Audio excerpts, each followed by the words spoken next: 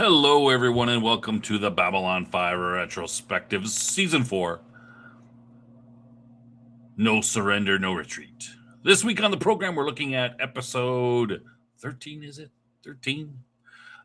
Rumors, Bargains, and Lies. But before we get into any of that, I've got to welcome my co-host, the man with all the power. It's Cam. Say hello, Cam. Good evening, Babylon 5 fans. Good Sorry evening, I missed good last evening. week. Yes. We could talk about why Cam missed it, but he has forbidden me from speaking about it, so I can't say anything about it. True. Must be very secret. Looks like we've got 8 people watching. Hey, that's great. Good. No, 6, not 8. I read that wrong. Good to see everybody here. Let's just see who's in the chat. I'm just gonna note the people who are in the chat who are not on the show. Not the ones who are. Q Madman's here. Good to see you, Madman. Good to see you. And of course, Dave is here, one of our regulars, giving us greetings from the Narn delegation, which we always appreciate. Keith Studley's here, and he likes breakfast. Oh, the breakfast scene. Oh, you're referring to the first part of the show. There's a breakfast scene. Yeah, I thought that scene was all right, too. I didn't mind it. And I think that's about everybody. Cam, who's that? That's this guy. I'm forgotten so quickly. Already, he's gone, and we've forgotten. All right, let's bring in the. We got a little bit of extra stuff to do today. I'll bring in the rest of the panel, and we'll get to it. So, of course, we have one of our regulars. Death Angel Shadow is here. Hello. Oh, there he goes. All right. And, of course, our guest today is this week from across the pond. It's Dean. Hello. Good morning over there. Good morning. Good morning. Yes, good evening to you, too. Dean has been sent from the future. He's actually from the future. He's from tomorrow. I am. It's raining in the future, by the way. Raining. Is it? Loads. That's England. Doesn't it rain all the time there? No, we haven't had rain for probably about 6 weeks, and now it's over last week. It's been raining quite a bit, so it's nice. Wow. It's cooling. Wow. Well, we had a nice day today here. Okay, so before we're going to get into anything, we have a little bit of sad news. Little? A lot of well, yes, 3 bits. I mean, there's more than that, but we're going to just go over 3 bits. So I'm going to just go over here. Dolly Parton passed away this week.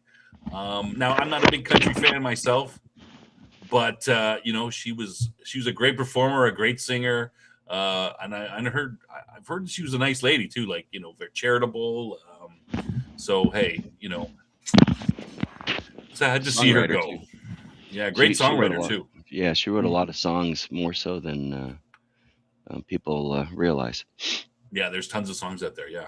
Anybody have any comments? Well, I mean, she, her home was only about an hour down the highway from me, so she's basically your neighbor. And unfortunately, her doctors made her stay in Nashville, so she didn't get to come home. But she'll be coming home soon, I'm sure. Yeah. All right. And in other news, also passed away this week. I think he was 80. Tim Curry, the man who could only escape from capitalism by going to space. That's a Red Alert reference. But he did a lot of a number of other, many other. Is that Gina? Characters? I don't know if it is. But this it looks like her. I think only you would zero in. Well, so I know Gina was in Red Alert. Well, that must be her. Probably must be her. I mean, who else looks like her? It looks, Yeah, she was in the Red Alert. He's quite. If you can find that meme, just Tim Curry, escapes capitalism in space. Just look at his face. He barely is able to get the line out. It's almost breaking. He just can't believe the ridiculousness of it. So, what a legend. What an absolute legend this guy is. Yeah. Awesome. And starred in the movie Legend. He did. Oh God, that was a good job. Yeah. Nice segue there. Yeah, great movie, by the way. Oh yeah, it's a good movie.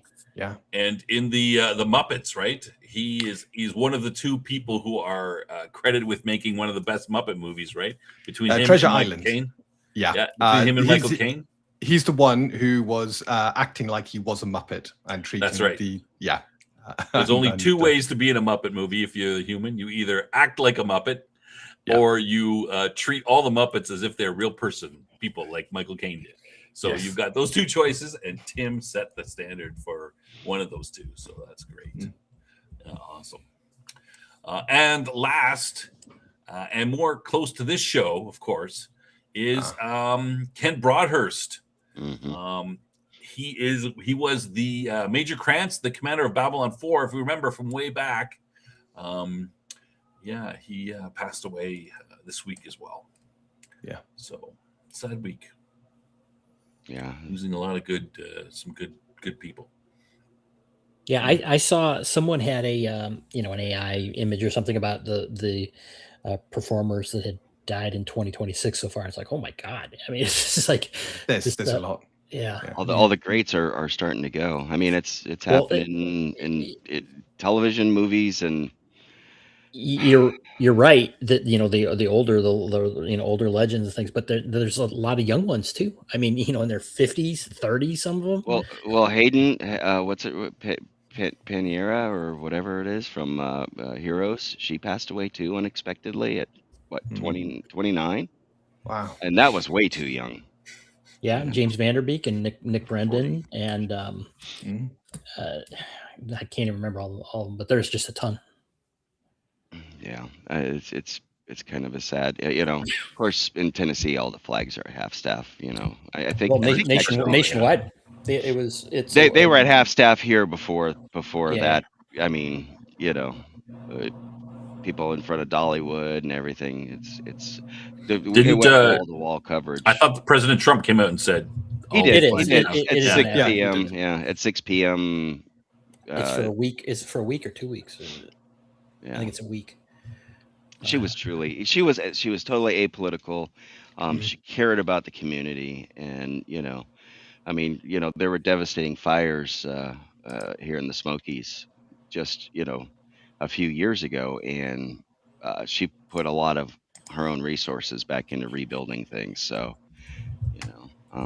and I wish I'd seen Kent in more stuff, man. I know I've seen Tim Curry in a few things. So, and then what's the other one that passed away? Jay. Last one was I didn't put a thing. JP Morgan. Yeah, from JP Morgan. I'm glad you didn't show her picture because I didn't want to have to rip off my shirt. Yeah, she was 94. So she lived a good life, but she's lived a long life. Yeah. And Dutch Gradient, welcome. I don't know if I've seen you before, Dutch Gradient. First day, well, hey, welcome. Tim Curry's depiction of Pennywise the Killer Clown told me he should have played the Joker in 1989 Batman. Interesting. I haven't seen it, so I thought Jack Nicholson did a pretty good job, but Tim Curry in that role. Wow, I think that would have been quite. He would have brought a different dimension to the whole thing. Yeah. Well, he's done the zany, crazy kind of stuff before too. Yeah, I remember watching him first in Clue and loved it. And I think that was his debut, wasn't it? His first movie, Clue. Or did he do some stuff beforehand? But very young Tim Curry, great movie. Yeah. All right. Let's get onto happier things. Get back into the show. Okay, so first thing, let's hit up to let's look at our trivia questions from last week, and then we'll get right into the show. Everyone's chomping at the bit. It is the first time here, Dutch. Okay, good. I'm not going crazy and being forgetful in my old age. That's awesome. Like and subscribe on your help us out.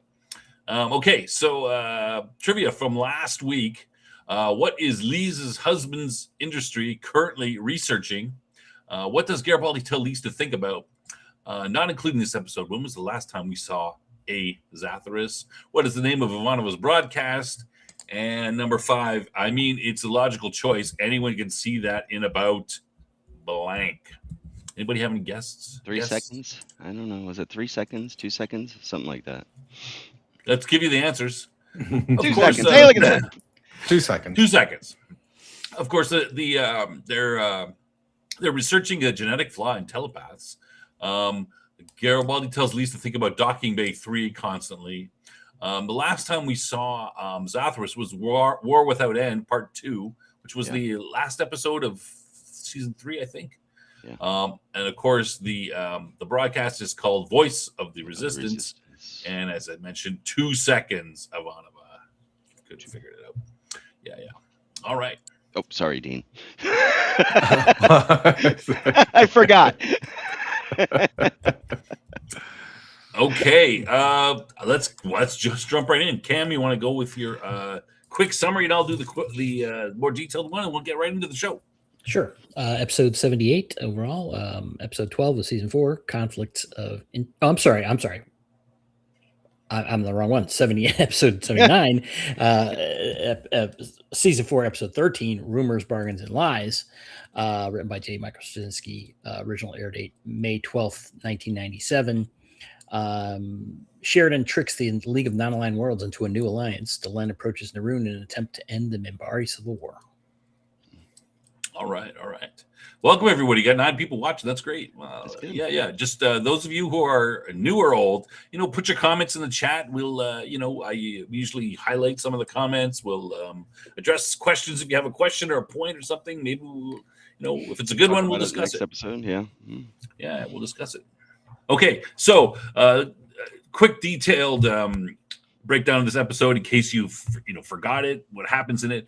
So it starts out with Sheridan in the mess hall. He seems to be ignoring his officers while they're eating breakfast. Eventually, they get his attention. He comes over and has some sort of great idea, and they're a little bit thinking he might be a little crazy, and they have to check Ivanova has to check his coffee to make sure he's not drinking.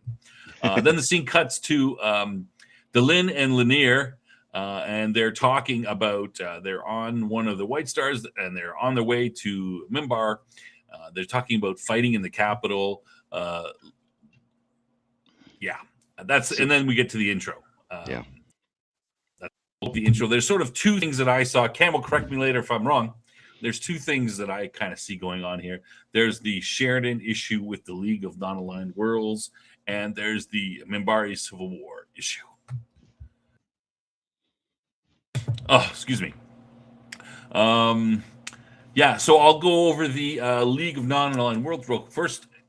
Sheridan basically goes to Londo, and if we remember from the last episode, he convinced, we find out that he convinced Londo and Jakar to allow the White Stars to patrol on their borders to help, beef up security and, catch raiders, etc. But he was worried that the League of Non-Aligned Worlds would not allow him to do that.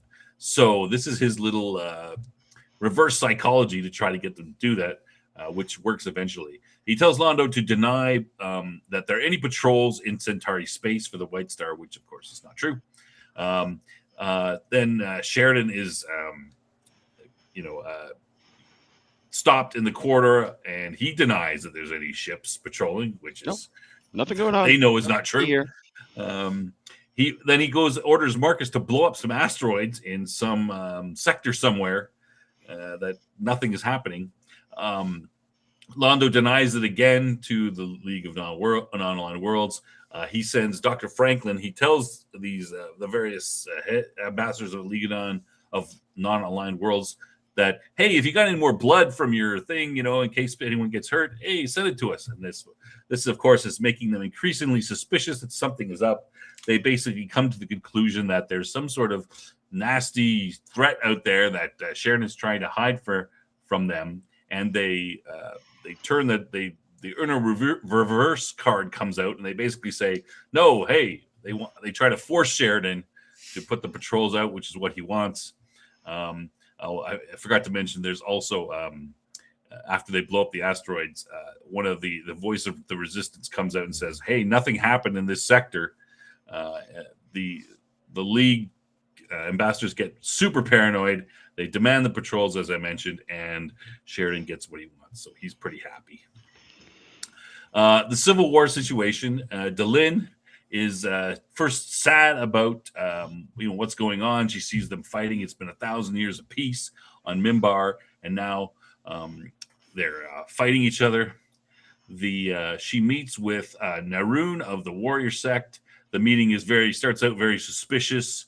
The other religious members are upset. They think that Delin is going to surrender to the warriors.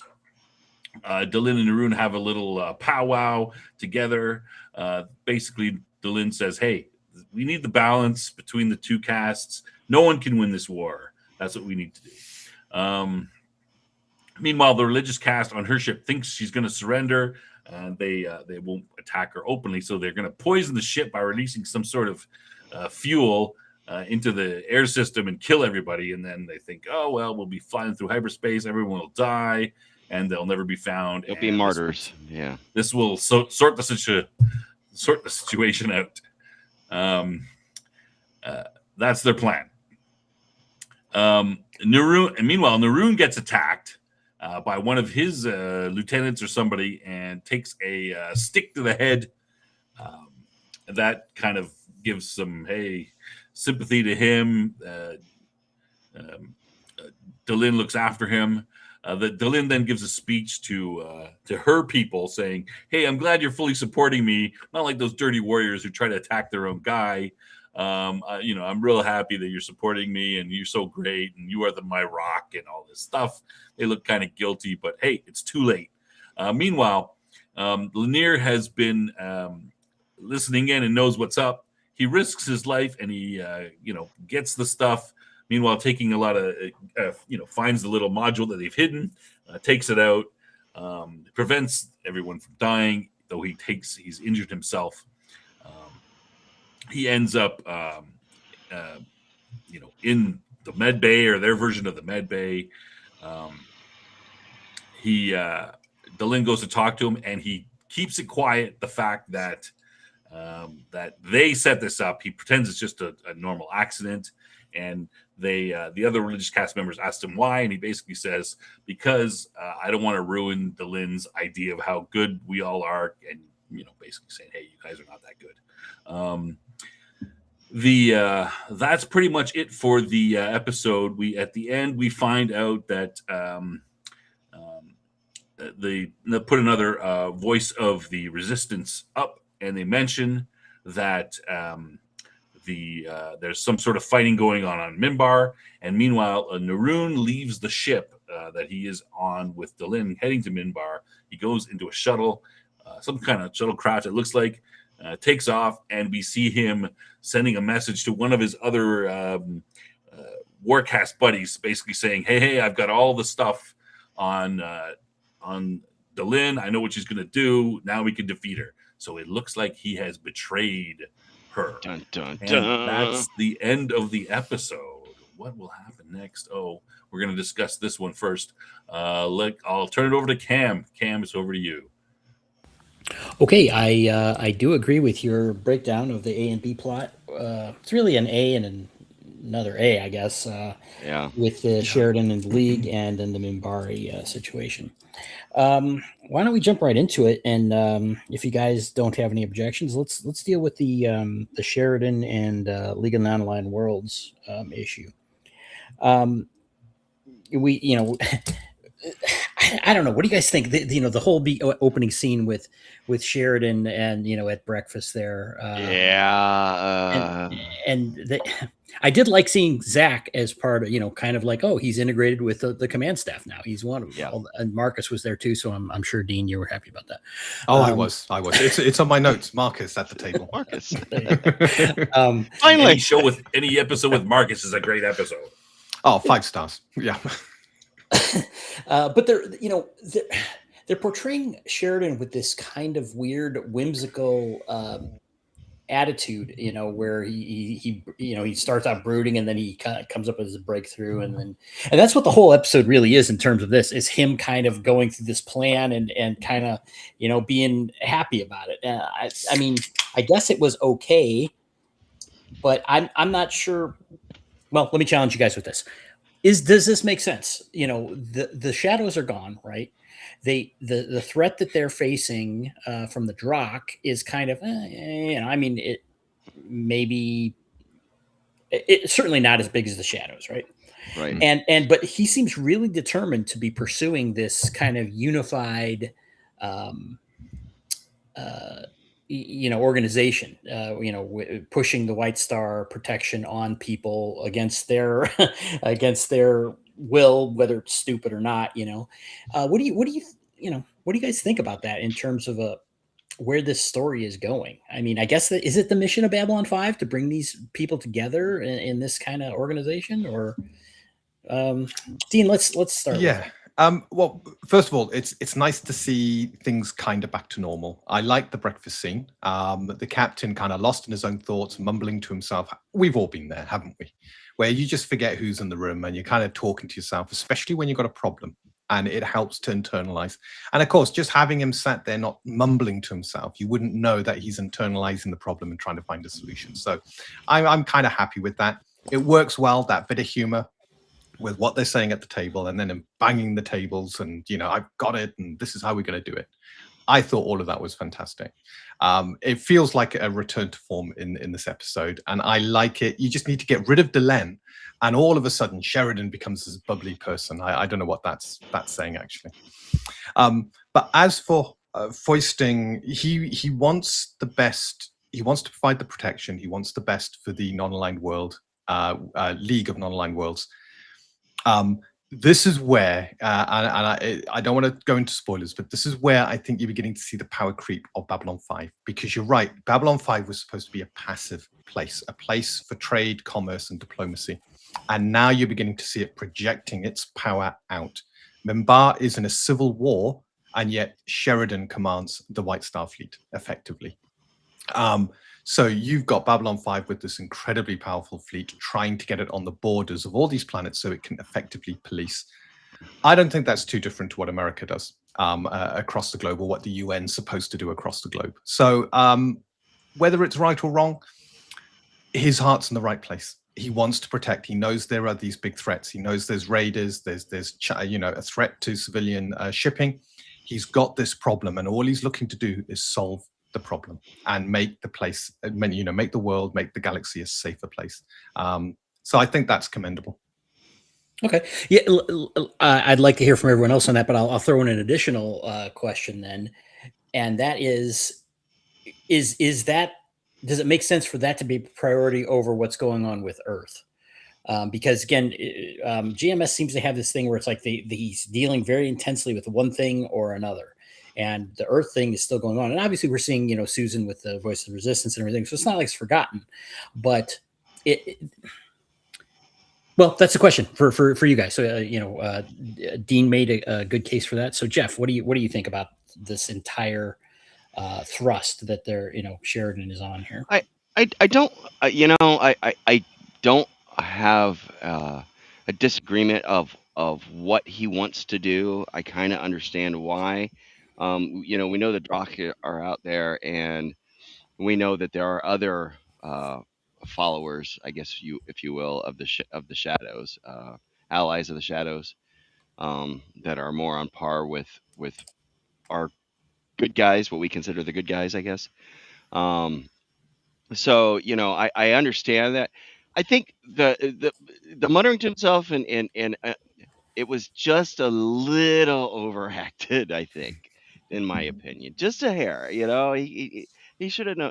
Yeah, he should have been like, I get if he would have been sitting there muttering to himself and kind of chuckling and stuff, but it did seem like he was a little more animated than maybe somebody lost in contemplative thought and kind of trying to problem solve might have been. Uh, Acting, I don't know. He was pulling a Kirk, maybe. I mean, they made the point in the episode, right? Ivanova at the end, she goes over there, checks his drink. It's like, oh yeah, just checking. It's It was funny. Don't get me wrong. Yeah. It injected some humor into this problem that Sheridan has. But I just think he was just a little hair too over eager on it. You know what I mean? Just a little Yeah, bit overdone. I agree, but yeah, I also agree with Dean back to form a little bit because remember when Sheridan first showed up, he did have kind of like this a little bit of a lighthearted element to him, Yeah, where he was delighting in like, oh, I got oranges and I can take a real shower, that's stuff. true. It's like That's he true. does have a little bit of whimsy to him. So he's got yes, and it was good to see him like that, for a change because we've seen him so serious for what the majority of the season. So yeah, Yeah. I think it was good. I think maybe like I said, I think it was just a little overdone. As far as what he's trying to do though, there are these threats out there. And these threats are not just to the non-aligned world. He's true to the mission of Babylon 5. And that's what he's trying to do is this needs to be a safe this region of space needs to be secure from all of the baddies out there that are either trying to steal cargo or the raiders and of course you've got the Drock running around trying to put these or somebody's putting these creatures on them. They're all there's a lot of baddies out there. On the other hand, that show of force, if he succeeds, and we'll talk about that, I'm sure, towards the end, um, also would help bolster Babylon 5's reputation, or uh, they this is going to trickle down because, of course, the voice of the resistance is going to be talking about now there are Proxima 3 and Mars and eventually Earth and the other colonies, of course, um, are going to see that yes, he actually does command some force. So Hmm. Although it could still be used by Earth to show just how much in love with aliens he is. Look, he's protecting it them. probably will be. Yeah. Yeah, Yeah. of course. So it's a double-edged coin, but yeah, Yeah. I know what you're going for there, and I agree. Yeah.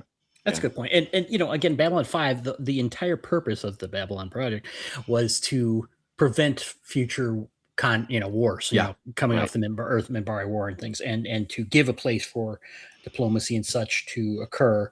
And so I think from that respect, the end goal is probably still the same, but the means stand out as different to me. Babylon 5 wasn't supposed to be a center point for projecting force or a police kind of function. And it's changed, and maybe that's appropriate. Maybe that's what's needed because, I want to talk about this next. These other outposts I think mentioned a while back about these other races are basically children. I mean, they're very petty, which we saw throughout this episode, right? And paranoid, and you kind of have to manipulate them to get them to do the right things. We've seen that again and again throughout the show. So for their own best interest, Yeah. Right. Yeah. Yeah. Well, I have some.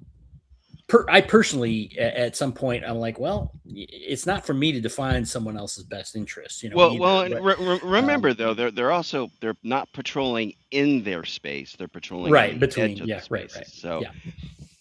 It's kind of like international waters.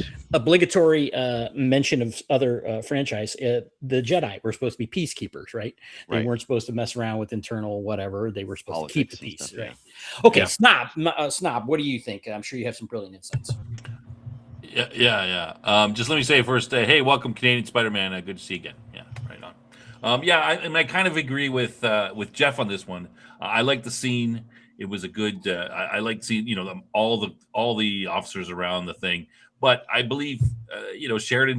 He's sitting in the back. He doesn't even acknowledge them when he come in. He's muttering about the old, more like me. It's like talking to myself. And he's giggling and laughing haha, I thought of this great. I would think it should be more serious. Like, I've got this plan to trick these guys into doing this, and I'm going to go through with it. Not sort of giggling to himself. So I don't think trade that I would have seen it, but overall the scene is good. As for the aspects of Babylon 5 stepping up a little bit, I think that makes total sense, right? I mean, they basically, Babylon 5 was the center of the war, and they defeated this, enemy, the shadows and the Vorlons as well, essentially.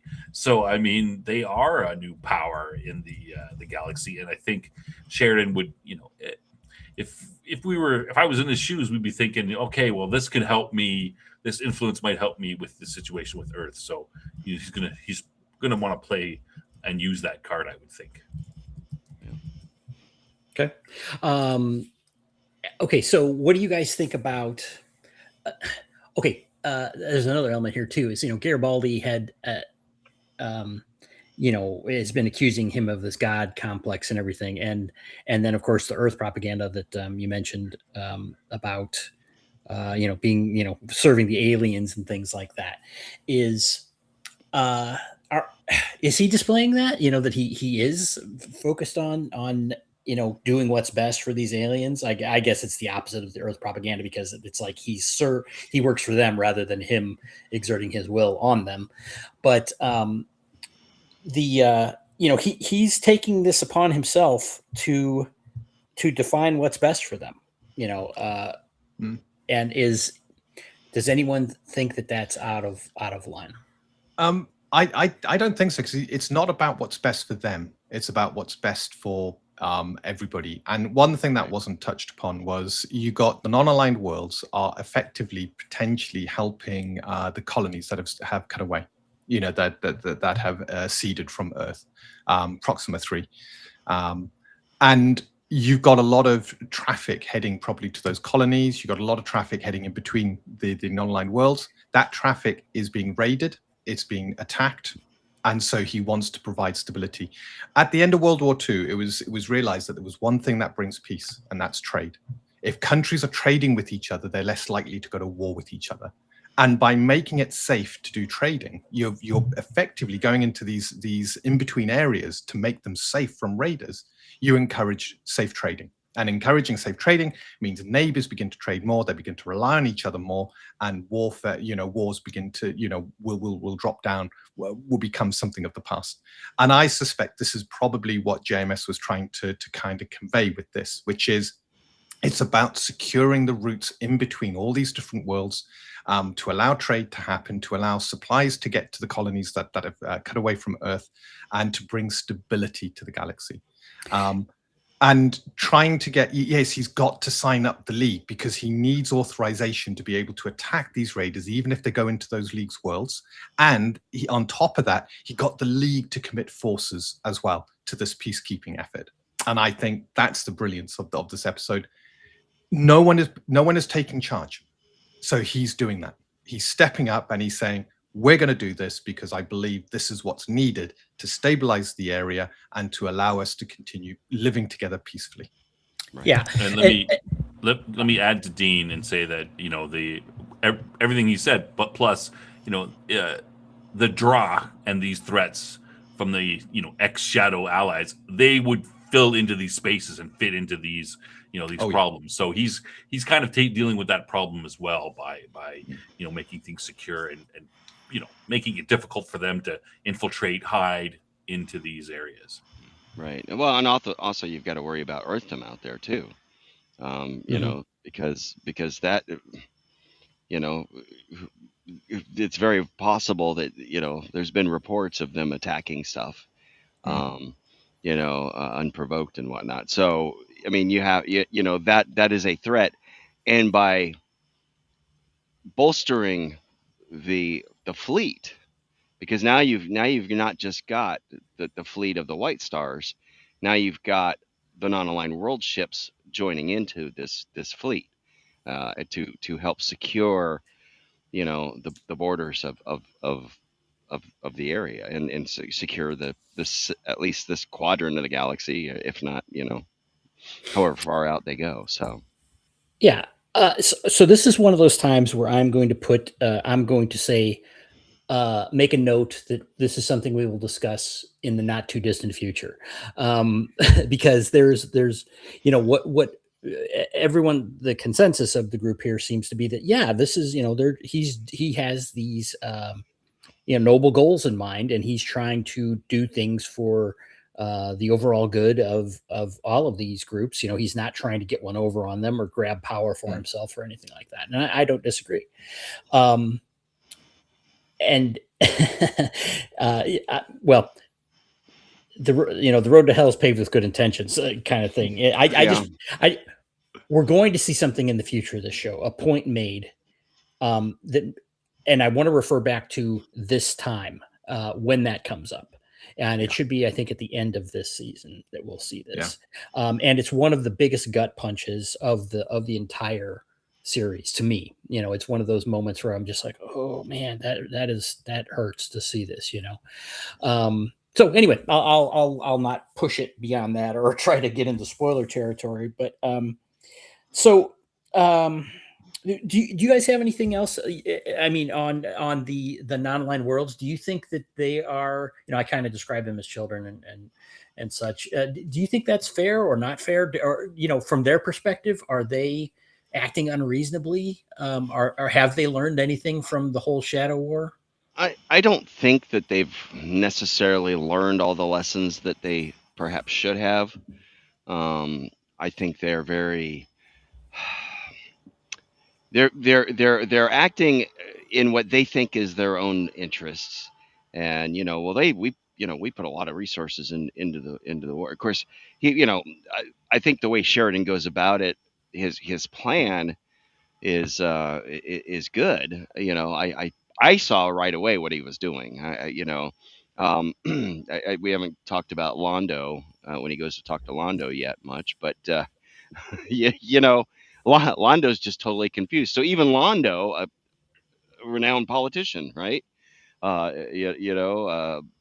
Years as an ambassador and whatnot, and he still is confused by this. So he doesn't understand humans, and I don't know about the zoot thing, but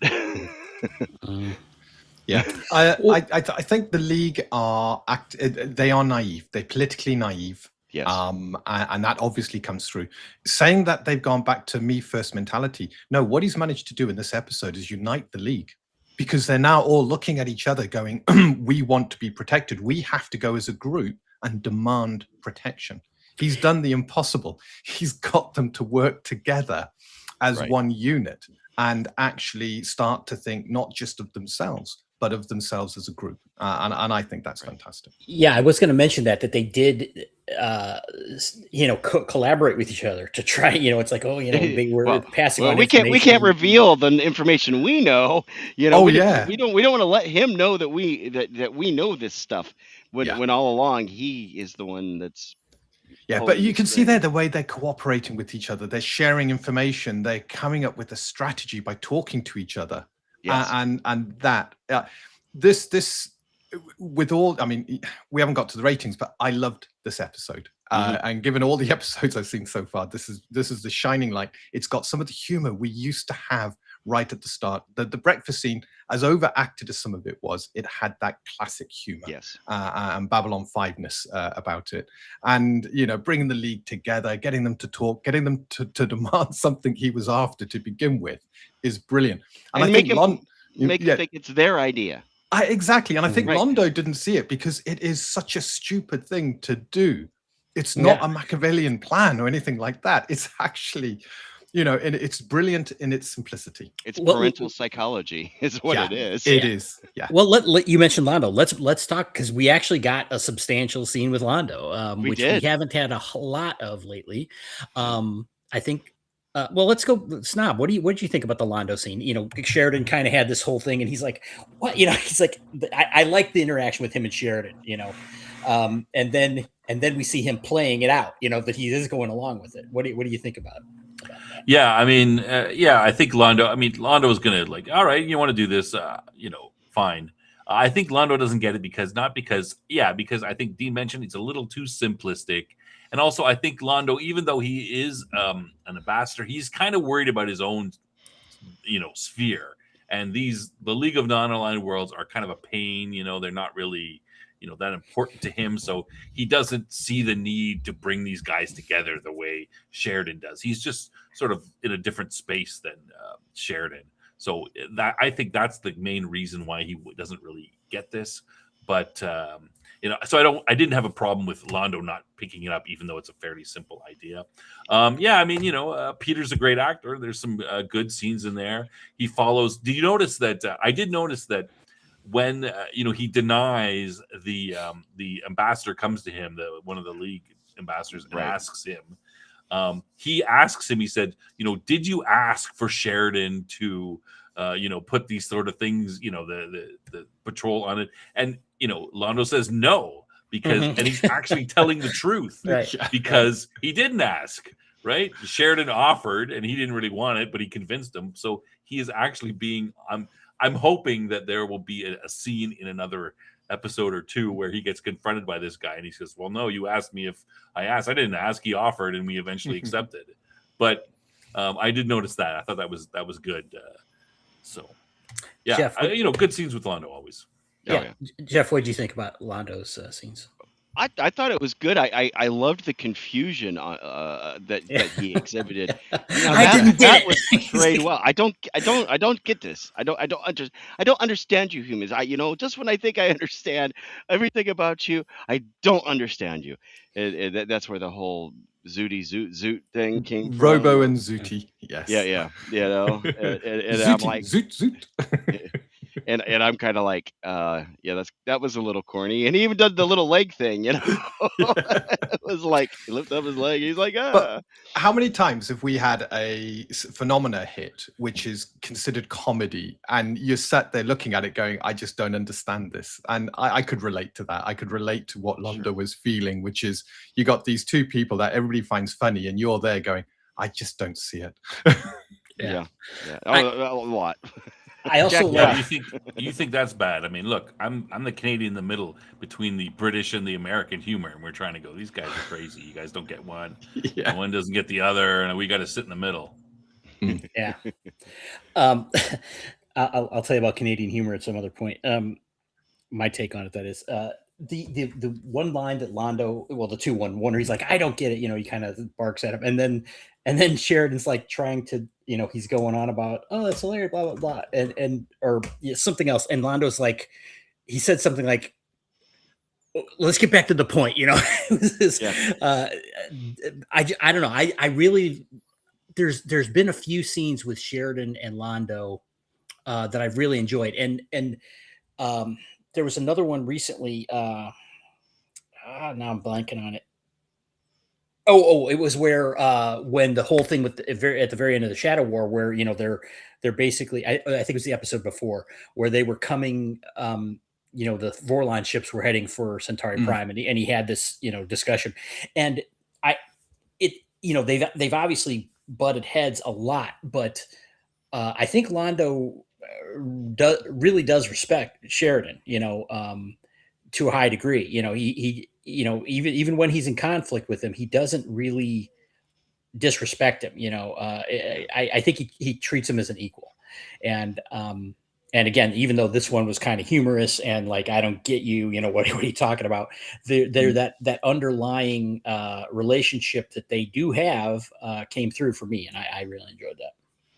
Yeah.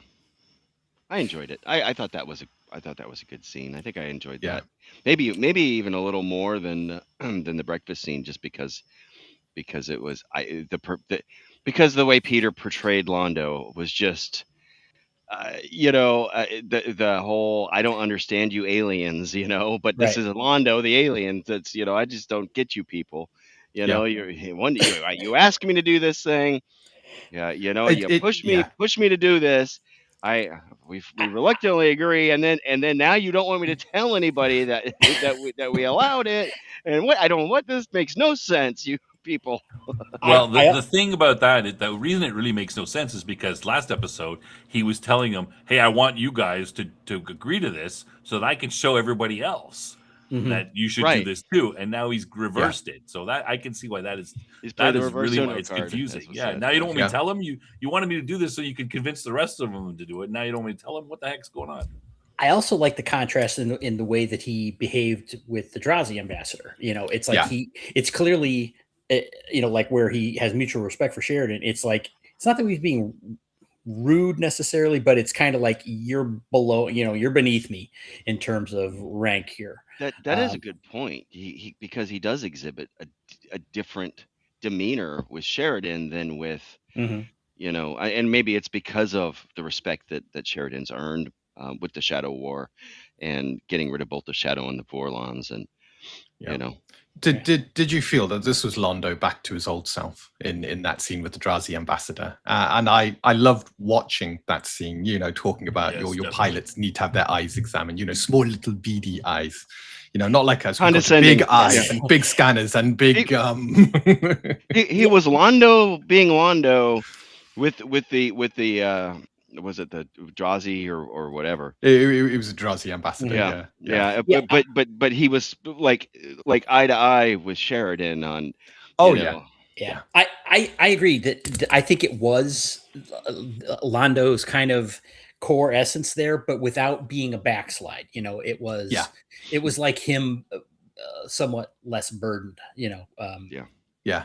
Uh, As much as people change with events, they will always drop back to what is more natural. And this episode felt like people were getting over the Shadow War, getting over the things that had happened, and were beginning to fall back into normal patterns. Yeah. Right. Quick note. So about the Centauri, we know that they gave up Narn and everything, but I think in general, I mean, they had they were the lion of the galaxy again, right? They were riding high, and in the end, to my knowledge, they really didn't end up losing much.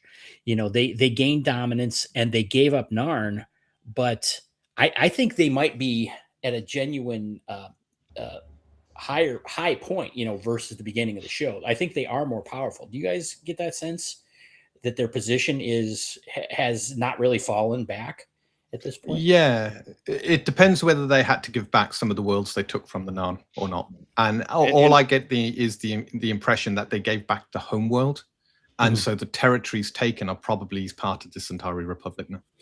Yeah. So I guess I mentioned that because Londo is, he's not aware of the Drakh threat. I mean, the other episode he was like Drakh. He had heard of them before, right?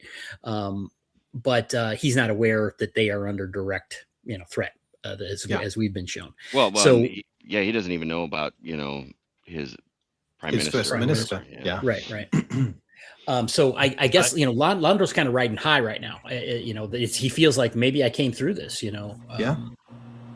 Yeah, I would say that maybe that the Centauri have lost a little bit of reputation because they gave back the Narn homeworld, but they gave it back willingly. They decided to. They didn't really lose. So if there's a little bit of lessening of their power, it's probably not very noticeable. Plus, everyone else is in a bad shape. The Narn are in bad shape. They just had their homeworld bombed to oblivion. The Minbari are in the middle of a civil war, so they are riding high relatively, if not absolutely. Then and they weren't targeted by the shadows either. Yeah, they didn't take any damage at all. I wonder if there's a parallel that he was trying to draw, because if you think, what year was this? Was this 97? So I wonder if this is paralleling the Soviet Union and letting go of the Eastern Bloc, and focusing just as Russia, as opposed to the Soviet Union, which included all these other, Ukraine and so on and so forth. I wonder if it's kind of that was on his mind at that point. Maybe he's trying to parallel that they've come through, and now they're letting go of this territory, but willingly, like Gorbachev did. Sure. Maybe. Not an exact thing, but it's in the same vein, I think. You hear that, Dave? Dave, you're more trouble than you're worth. Yeah. No. That's what Keith. He's dismissing the Narn delegation. Yeah. It's out of More hand, trouble than just they're worth. gone. Yeah. Okay. Any other comments that you want to make right now regarding this particular storyline? I would just mention that this is a bit of an aside, but going back to the very first episode, the very first scene, did you notice that when Sheridan, do you think that the banging the fist on the table was planned?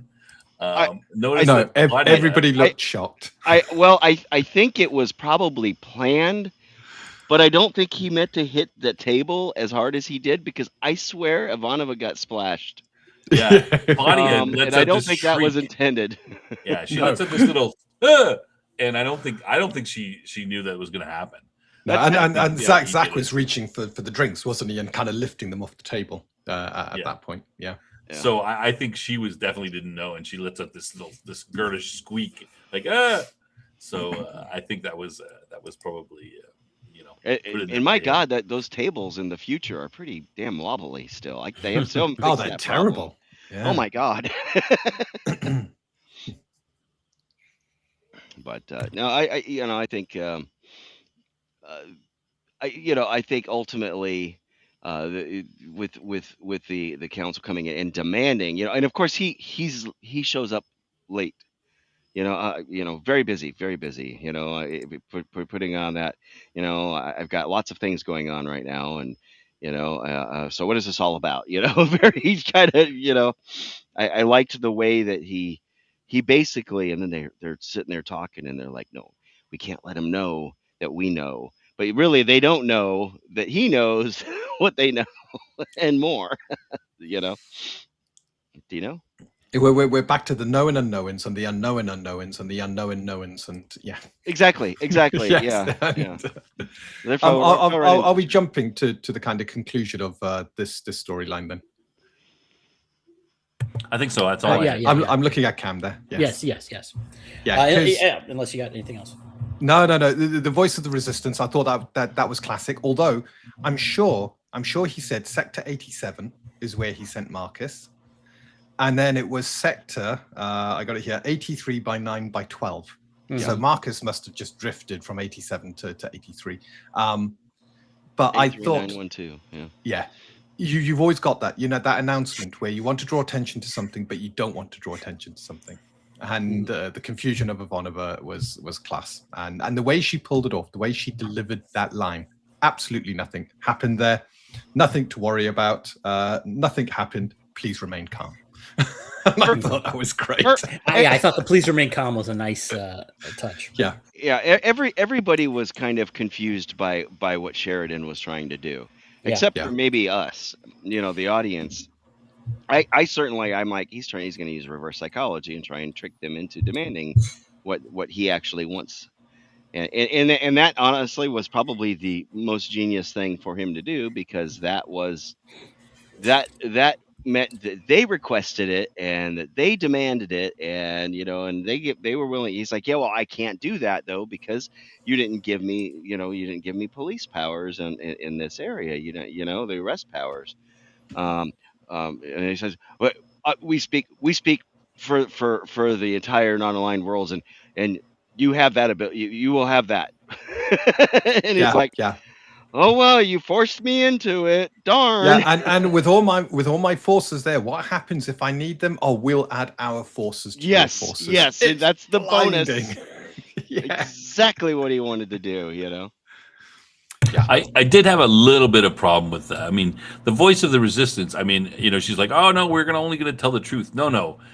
Her job is to help get Earth, get rid of Clark. And if you need to, lie a little bit, skirt the truth, of course they should stick with the truth as much as possible. But I thought Ivanova was a little bit naive, saying, oh no, we only say the truth. No. I mean, your job is to help us to do this. And if we need to, but he should be doing that. He did make. I mean, Sheridan did make a point about, using, the truth, spreading the truth. The truth will not die. As long as it. So I mean, she is trying to live up to that. But as he pointed out, you're absolutely telling the truth. We're just trying to manipulate people, maybe into, doing something. We're trying to bolster the whole premise. yeah, my point is just that it's a little, that's, her saying that is a little bit naive. She should be, they're going to, they have a plan. And if they have to, bend the truth a little bit to get it there, she shouldn't be like, no, we only tell the truth. No, we might put hidden messages in things. Is that the truth? No. We might say John has a long mustache, during our broadcast, whatever it is. Just be aware of that. So I thought that was a little bit, she's a little bit, naive on that. I don't know why they and that was done, wasn't it, during the French Resistance and stuff like that? They used like certain code words and whatnot. I mean, that's pretty commonplace in any of that, passing messages out in the open. You would downplay your enemy's victories and upplay your victories. Exactly. And that's like bending the truth, and it's not outright lying, but you're not going to tell the truth. You're going to spin it in a way that makes you look favorable. Is that what you're on about, Snob? As in, she seemed to have that naivety that we're going to tell the unvarnished truth, and it's like, no, you don't tell the truth. You tell what has happened, but you spin it in a way that makes you look like you're winning and you're in control, and make Clark looks like he's losing and losing power. And the Germans tried doing that, and we did that. And Japan did that, Tokyo Rose, right? Yeah, as I say, the first casualty of war is the truth. Yes. And there's going to be false messages sent, there's all these, there's all these messages sent which don't mean anything, but wastes the enemy's time trying to figure out what they mean and pursuing resources. And then if something randomly happens, then they're like, oh, maybe that happened because they sent this message, and they're wasting time trying to figure all that stuff out. Appear to be more powerful than they are, type of stuff. So I thought that was a little bit. I mean, I would think that Ivanova wouldn't be that naive about her rank. Her job is. Yeah, her rank, she should not be that naive. She should have been educated in wartime, propaganda. Maybe I could see if we haven't seen him in a long time, Lieutenant, what's his name, him saying that would have been nice to have. If she had she was using him a little more in this, and he was sending her stuff, and he's like, well, aren't we going to tell the truth? No, we're here to tell the truth, but that kind of thing. But I guess they went a different way. Actually, it would have been good. I think one improvement, and I guess this is a Monday morning quarterback thing, but you talk about Corbin, it would be nice to see Corbin bringing papers to her while she's on the on the air or whatever, and I've got breaking news in sector 81213 or whatever it is. Nothing happened. Yeah. Really? Why are you bringing me this? Absolutely nothing happened. It would have been nice to see. They could have had a couple more people, I mean, you see that happen, especially when it's, live, anything, live broadcasts. So the only reason she was told to mention that is so that the League of Non-Aligned Worlds got notice of it. So does that mean they subscribe to the Voice of the Resistance? Apparently. Yeah. They watch it every day. Yeah. Give it likes and stuff. Yeah. We do free stuff here, We don't pay for television. Sorry. Too soon? Yes. Ivanova needed some Narn media training. The Narn were great at spinning things, as were the Centauri. The two were good counters to each other. Yeah. Okay. You guys ready to go to Minbar? Let's go to Minbar. Okay.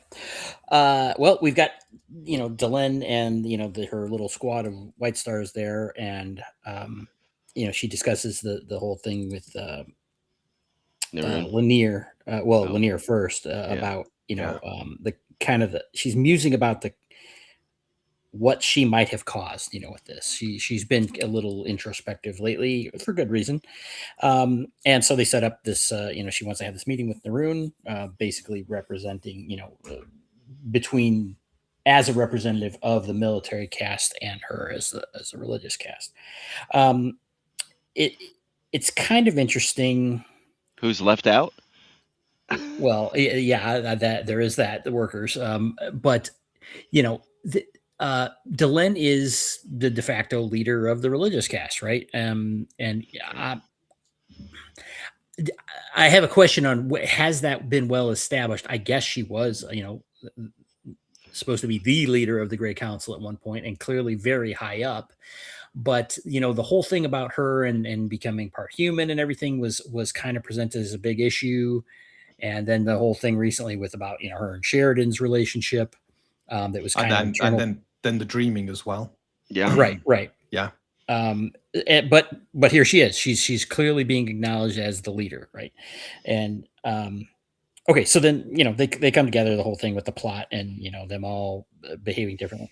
So well, why don't we start with Jeff on this one? But what were your overall thoughts on this? To me, there was a lot of kind of things that I kind of looked sideways at. It was kind of like, yeah.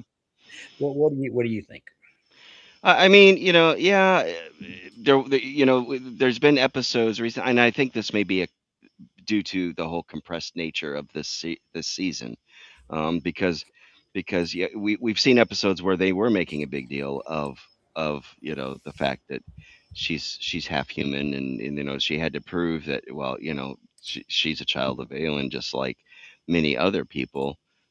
Probably as much as they said, too many to count, so probably at least 10%, right, of the population, if not more, is like her. And but that information was not made public. So how did she gain the affirmation of the entire religious class, or caste, to wield that power? That, I think, was a little hand waved, I think, is the way I I didn't get the impression she was the leader of the religious caste, because they mention at one point in the episode that if she wanted them to surrender, of all the people who were the high ups within the religious caste, she's the one who could have done it. And I get the feeling that it's very leaderless at the moment. You've got some big voices, and hers is a very influential voice, and she could potentially persuade each of the clans within the religious caste to go along with, if they wanted to surrender, to go along with the surrender. Yeah, well, I'd say she's the de facto leader. But Dean, you bring up a good point. Is this the warrior caste guy was saying that without the Great Council, they're kind of they are rudderless a bit. It's like the clans are just, or not the clans, but the castes are just we do what we do. And they're kind of uncontrollable because the Great Council doesn't exist. Yeah, and really, this whole Civil War thing is effectively between the religious and the warrior caste. Yeah. We forget that there's another caste that's caught in the middle. And people are being forced out of their homes, and this and that and the other, and and it's just chaos. And it's interesting to see Minbar. This is really the first time we've seen Minbar in flames, right? With the cities burning, and the the buildings partially destroyed and stuff like that. So clearly there's violence going on, and she's got to solve it. Well, yeah. I'm a little confused. It's like, why are they at odds? I mean, I know they traditionally are at odds societally and everything, but it's like, why is violence breaking out like in this fashion? It seems Well, remember, Valen brought the clans together. Well, yeah, and unified them together. He did. It's even referred to. She talks about the old prejudices, even though they were united under the Great Council. The old prejudices never went away. Right. And with the council dissolved, this is one of the unintended consequences. Going beyond Sinclair's vision of what would happen to uncharted territory. So Valen could never understand what the consequence of removing the council would be on Minbari society, and they're now in uncharted territory. They've had a prophecy to guide them for the last 1,000 years and to keep them focused as a nation. And now all of a sudden that prophecy is no longer binding them. The Grey Council's no longer binding them. The old prejudices start to come up. You're right, the worker caste are kind of lost in between what's happening here. And it's religion versus warrior. And the warriors being, I think the warriors are still resentful that they were told to surrender at the Battle of the Line. Yeah, They've they did never mention- forgiven have a the Grey reference to Council that. for that. Yeah. And they want power. They want to control things. And they, you know, at the moment, you got this kind of, well, are we three castes that should be balanced? And the warriors are going, no, might is right. We're taking control. Yeah. Um, Well, there's strength in there's wisdom. Yeah, I think the one I thought it was a very good point to bring up where Lanier is like, oh, kind of brings this up, and Delen's like, but essentially says, but we know it was all BS. The whole the whole prophecy thing. We know where it came from. There was nothing mystical about it. We know who Valen was. We knew Right. Valen, personally before he was Valen. And how he only lived up to this. His prophecy only goes up to this point, and what happens beyond, is kind of in flux. Yeah, I liked her bringing that up, but I also liked that Lanier was still grasping onto that. It's like, and I don't mean that in a bad way. It's like he believes in it. It's like this is what he was brought up to believe, and it's not just a matter of, oh, I decide I believe that. It's like, no, he truly believes that those teachings had meaning. So Valen taught us, therefore Valen must have a plan, and it's that religious indoctrination that keeps his mind focused on, well, what Valen has told us to do, we need to do. And Delenn reminding him, well, we know that's not actually true. We know it was Sinclair. We know we're now beyond Sinclair's, experience of what's going to happen. His knowledge. Yeah. But, so I think that was a nice touch. Yeah. Yeah. I mean, this episode, I think really, again, the Minbari have always been portrayed as this, fairly enlightened people, even though there was these conflicts in the warrior caste and everything, they had this. And I think that is being dispelled quite heavily, though. It's not that they don't have enlightened people, but as a society, it's like they are every bit as barbaric as, humans are, for example. And it's kind of coming out in a painful way, I mean, to parallel, because we have that obligatory reference to another universe. If you think about the origins of the Romulans and the Vulcans, originally they were one people, and one embraced the strength and superior firepower side of things, and the other went religious. The Vulcans went with the whole Zen thing, and so these two castes are showing a society that is not split. That's not split apart. Now has become fractured because of the fall of the thing.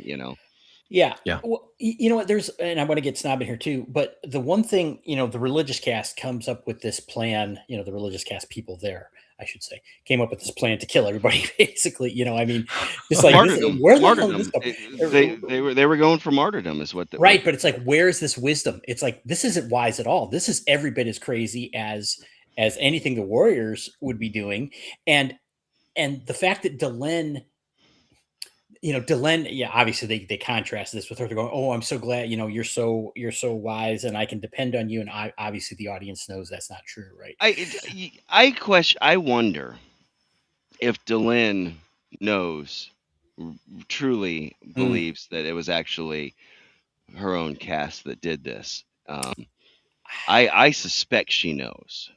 I don't know. Okay, so here's another thing: is when she was saying, and I think this was a poor characterization. She was reinforcing the prejudices of the religious caste, saying, "Oh, only the warriors would do something so stupid," kind of thing. And it's like, wow, that's really. I mean, I guess it's not unexpected if it's she's part of that world, but it certainly was not an enlightened point of view either. True. Maybe she's got blinders on, and maybe this is what Lanier was saying, is, she thinks that, she sees this good where it doesn't exist.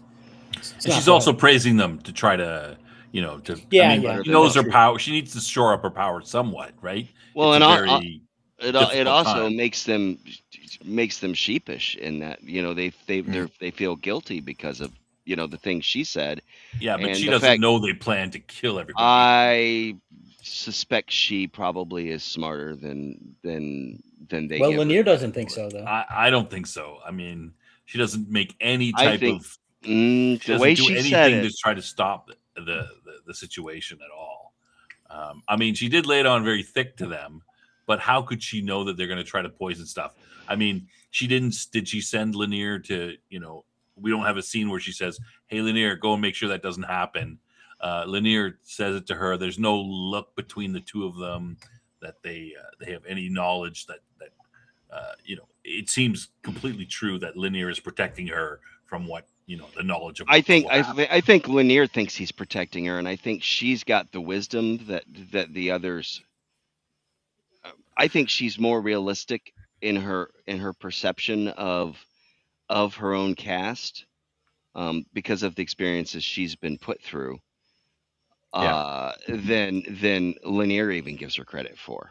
And I think Lanier thinks he's protecting her, and I think she lets him pull that obfuscation of the actual events that happen. But I think she, in her heart, really knows that this was her own cast trying to do something, like we Yeah. see with the warrior Okay, cast. hold on. So you're saying that before? I mean, she gives her speech before Lanier gets hurt and everything. After, like, Naroon gets knocked on the noggin, and this is before. I mean, they've already set the plan in motion, but they haven't, done anything yet. So you're saying that at that point, you think she knows already that No, they have a no, I plan, think and they're when trying to. she's in there addressing them, when she goes to see Lanier when he's in the med bay, Oh, okay, then and she they're all knows. standing. At that point, she knows that it was them that did it. I think she firmly understands that. But the wise thing to do, she's basically kind of pulling her own rope a dope, like Sheridan is, but with her own cast. I it could be. I just don't see any evidence of that, and I can't. It's Go the with that way with no evidence. the way she said things is what it was, the inflection. Like, I know, the religious cast would never stoop to that level, but she really knows that they Well, did. wasn't that the speech before all of this? That's the speech happened? before, yeah. I don't know if Yeah, and it's or- before this the toxin was about to be released, and it was Yeah, that yeah. speech. It was Naroon her. gets hit on the head, and she goes, Yeah. "I'm glad we're not like those guys, Yeah, beating each other up and trying to kill each other." No, yeah, but I mean, it's like, sorry, it's like holding up a mirror to the religious cast, and I think that I don't think she's as naive, but I think she's trying to tell them, look at what they're resorting to. Make sure we don't resort to that too. except By it was holding already- a mirror and saying we hold ourselves to our higher standard. I don't think she realized they were about to kill everybody on board the ship, but I think her words were chosen to try and remind the religious caste that we are better than the primal nature that the warriors have of just controlling through force. Yeah, no, I'm talking about after Lanier solves it, and then he just brushes it off as a. I think at that point she knows when that. Yes, Lanier said it was just a leak in the fuel containment system or whatever, and blah blah blah. But this is probably not. This is Vorlon technology that's interfaced here, and the ship is self healing and yada yada yada. I think she's on to them.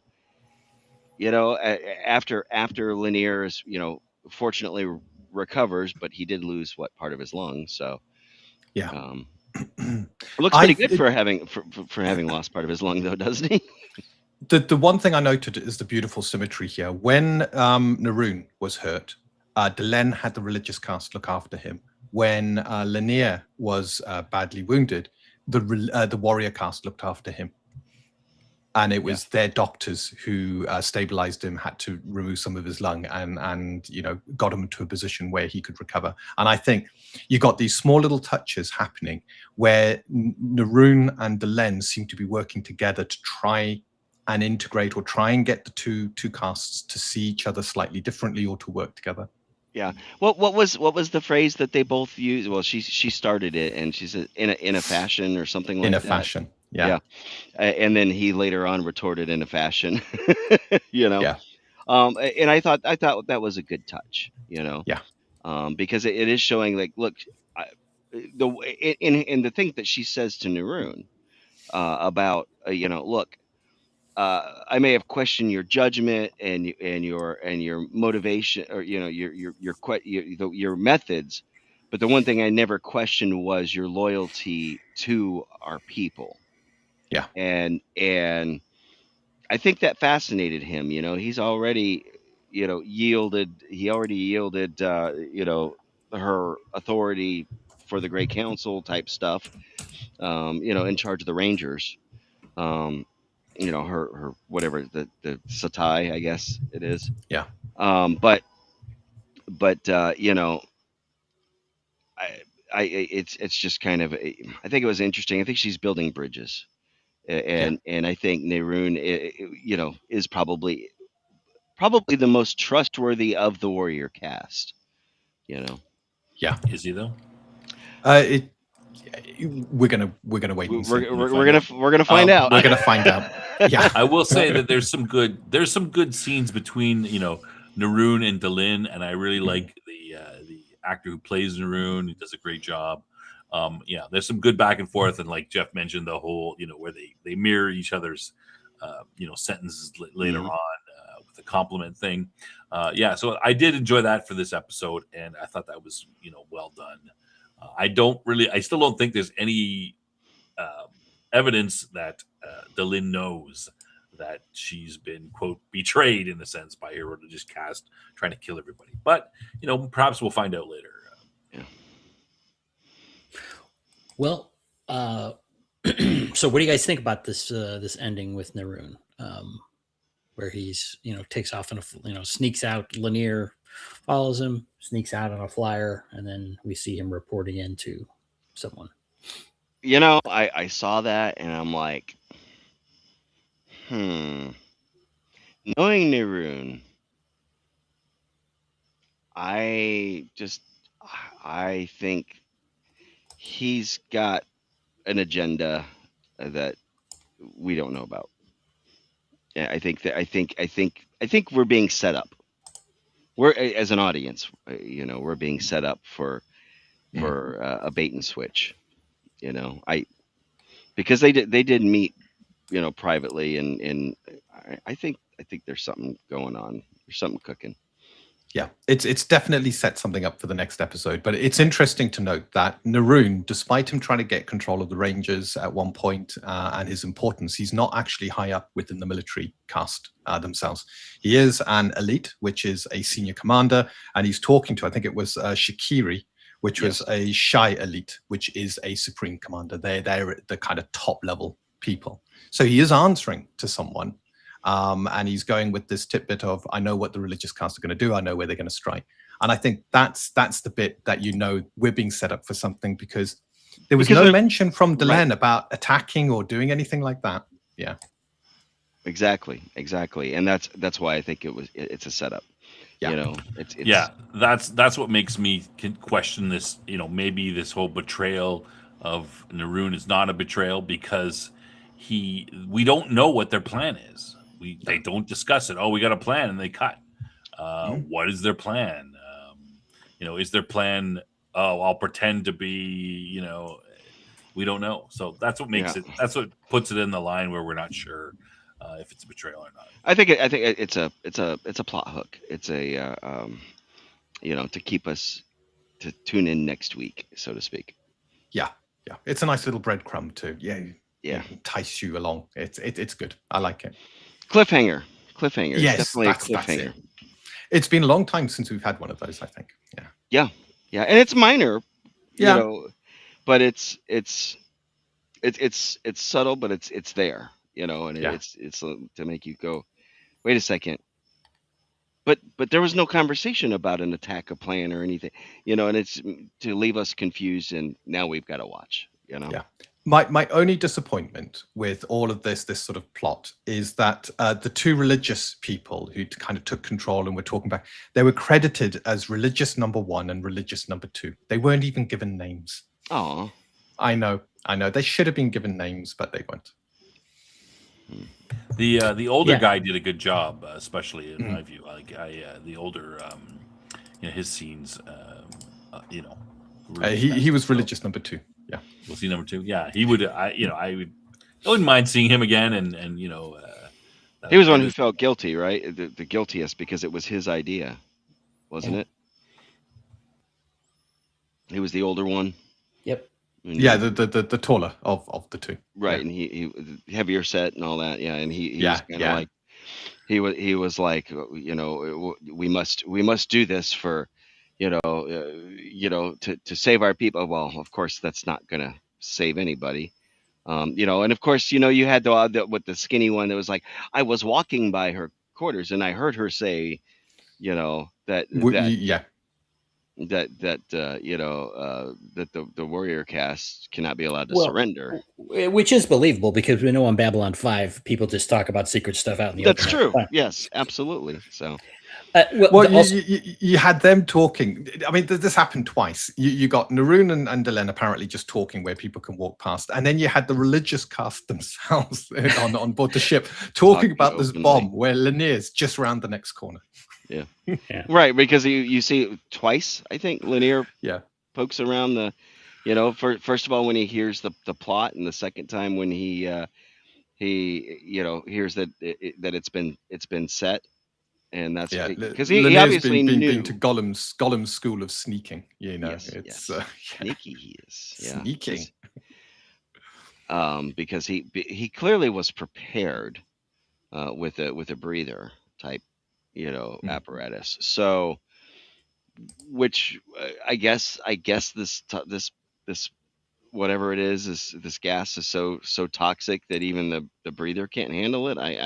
Probably gets into the pores and gets absorbed that way, but less effective than when you got. But it was his lungs. It was his lungs that got damaged. His lungs. Well, but I like that, because again, maybe he grabbed something quickly. It's like, boom, I'm going to try and protect myself as best I can. And it's not really designed for that, Yeah. So, okay. Let's see. Anything else with this storyline that we forgot or no? Snob, anything from you? Sleeping over just that the I thought the acting was well done. Delenn is does a pretty good. I mean, for me, she was a little bit too sorrowful at the beginning, but she really conveys that, and I'm appreciating her more and more as an actress as the show goes on. When she's got these scenes to herself, she's really bringing them out. You guys were mentioning it earlier. I didn't comment on it, but I did think that there was a little bit, that within the whole show, that there should have been a little more resistance to her, her being basically a half breed. And there should be a little more, they didn't do a great job of, we kind of hand waved over that a little bit over the past couple seasons. She's a half breed. We started out saying, hey, they're suspicious of her, but that sort of just undid itself, and we didn't see her. It's all gone away all of a sudden. That's why I was saying the hand waving thing. Yeah, we could have seen something. It needed something stronger within that time period somehow to build her back up and show that this is why people are still listening to her. And she seems to be, like is mentioned in this episode, the most, the only one who could, unite the clans, unite the religious caste to all agree to something, right? That's what they say. So she is, in a sense, as was mentioned, the most powerful of the religious caste at the time, if she's the only one that can do that. So, I did have a little problem with that. But you guys mentioned that earlier. Again, I think it's a compression of 2 seasons into 1 season. So they had to chop something, and it was probably, there could have been another episode of her really struggling, being called home, being held, after the dreaming, having the events of that dreaming now being used to try and pull support to Delenn, and her fighting for that support. and that would have been nice. But yeah, we got a compressed season here. Yep, just like I said, yeah, it was really there should have been an episode where she asserts her her authority and try to guide her rudder, as somebody said earlier, rudderless cast. All the casts are basically, well, the warrior cast clearly has gotten somebody that's in charge. And the religious cast has kind of been wishy-washy and all that, and kind of some infighting and the questioning her legitimacy. And I mean, she was what was it, Ducat? Is that the guy that was her? She was chosen her of mentor. Ducat. Yeah. So and that's brought up. So yeah. To answer Keith Dudley's. She was chosen of Ducat, and Ducat was all about breaking that glass ceiling for all the girls. But I mean, she does have a good pedigree with Ducat, and she's been involved with things on Babylon 5. So she doesn't have no power at all. And there's reasonable things. She also started the war and ended the war. Yeah. Yes. I mean, as we found out recently, she was the reason why the war started, because they were indecisive, and she made that call that in a fit of rage, with her mentor dying in her arms, and then of course, as she cooler heads during the war, she's like, we need to end this because this information is now, we think that the souls are being, we're basically killing our own people, or killing our ancestors in a way. Yeah. So she's not without, I'm not saying she's completely, but it did seem that, there was getting pushback because she took this Right. half-breed thing, and we didn't really see, it just sort of was Now she resolved. reasserted.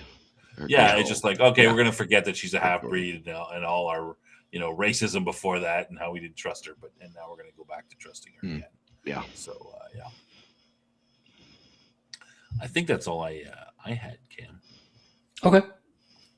We've been quite efficient in this this episode. It was a very straightforward episode, though. To be fair, it wasn't like some of the others where we were jumping from one scene to another to another to another. It was quite a coordinated episode. It was two very beautiful plots put side by side, and I thought the cuts between them, you had enough time to get into the scene before you had been taken back out the scene. Yeah. So, Yeah, it was less of a lot of sometimes in the past I've seen a cut between the two plots, so A and then B and then A and then B and then A and then B back a bit, but we actually would go especially with the Civil War plot, we would have a scene, 2 maybe 3 scenes, and then cut back to Sheridan. I mean, I think it makes sense because there's a lot more scenes with the Civil War plot than the other one, I think. Well, maybe not a lot more, but there are more. So, but still, it was a little bit. You could get into the scene a little bit, the storyline, because you weren't, crisscrossing back and forth so much. So I appreciated that. Yeah, it's interesting the parallels between Minbar and Earth. They're both basically in a civil war or state of civil war, but yet the Minbari, supposedly the enlightened people of the two, are the ones that are effectively killing each other by certain means, and even though Minbari supposedly don't kill Minbari, well, clearly that's off the table now at this point. Whereas on Earth, it's just the dictatorial nature of Clark that's taking over and trying to reassert control on Mars and over the colonies. So, but two different ways that a civil war, I guess, could work. Yeah, but both very similar, because Clark used the military to seize control, and in Membar you got the Civil War, and the warrior caste are the ones trying to seize control. Sure. So I think that there's a good mirror between the two of them. Yeah, and it just shows that even enlightened people can lose their way. I think it's a good scene. It's a good story about how our civilization is an unwritten code of conduct between each other, and that code can disappear quite quickly. And when it does disappear, we can descend into barbaric nature, and fight for survival. Civilization is quite a fragile thing when you think about it. Yep. Yeah, note on that. So beware of the idiots that think they could just start kicking, the supports out from under it, and everything will turn out well. Yeah. So Cam, did you want to miss any points and then go to the quarterbacking? I'm ready for quarterbacking. All right, we'll go to quarterbacking. Okay, has anybody got any big quarterbacking of the episode they want to? I've got a bit of a gripe rather than a quarterback, and I think it's something. It's the Takari. They're heading home, and they're traveling in normal space, and that's when Naroon takes the flyer. It goes through the jump gate to. Why is it traveling in normal space? Shouldn't it be traveling in hyperspace all the way home? It doesn't need the gates. They mentioned being in hyperspace too, that they were going to drift off into hyperspace. Exactly. Right? And then all of a sudden it's back in normal space, and it's just for that scene to allow Naroon to leave on the flyer and go through the gate. And I found that was a little bit odd at the end. Maybe it was at that point that they had gone through the jump gate, but they didn't explain it. Yeah, it's a moment of transition that could have been better explained. And again, it's that one. It's these small little mistakes that kind of take you out of what is happening, and make you question. It kind of breaks the fourth wall. But that was it. That was the one minor thing I've got with this episode. Yeah, and I already mentioned mine, so which I thought. What was yours again? Oh, I think maybe it could have toned down a little bit of the overzealousness of Sheridan in that first scene. He was just a little too. He poured it on a little too thick, but I don't think so. I thought he was perfect. It was an enjoyable scene. Don't get me wrong, so. Yeah, Hudal mentions maybe they were hopping between gates. Possibly. They took a break to rest the engines. Yeah, could be tired horses. Yeah, although it's a capital ship, these capital ships can go for months on their own in hyperspace, and they can create their own gate opening. So yeah. I didn't have any really. I mean, other than what we mentioned, I kind of agree with Jeff though. I thought Sharon was a little bit over the top there. Other than that, I thought all of the scenes were fairly well done. I mean, the only question I would say was that maybe are the League of Non-Aligned Worlds just a little bit too stupid, a little bit too paranoid. I was thinking about that. I was watching it and going, but it kind of fits with their whole very selfish look. So that was the only thing I was thinking of, that perhaps there is something there that maybe it was a little overdone. But looking back at it, I didn't really think so. Perhaps tiny bit, but you see people like that. Cam is bursting. The same. I'm thinking the same. It's like, how can anybody be so stupid? It just consistently. But and then I look at the real world and I'm like, oh.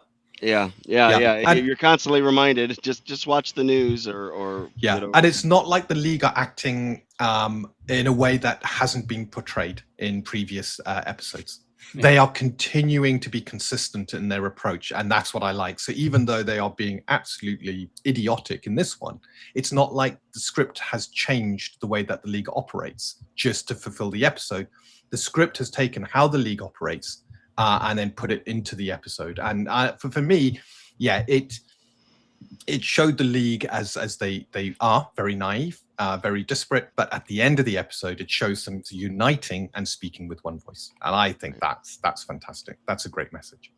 Yeah, I didn't think they were that.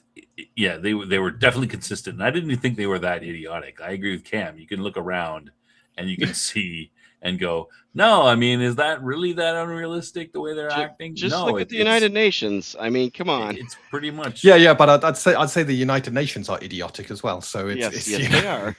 So yes. it's art imitating life, imitating art. Yeah. All right, nothing else for quarterbacking this. No, yeah, I think nothing? I think the cuts were very fluid, and Yeah. I think this was directed very well. Yes. For the most part. Yeah, I didn't have any big problems with this.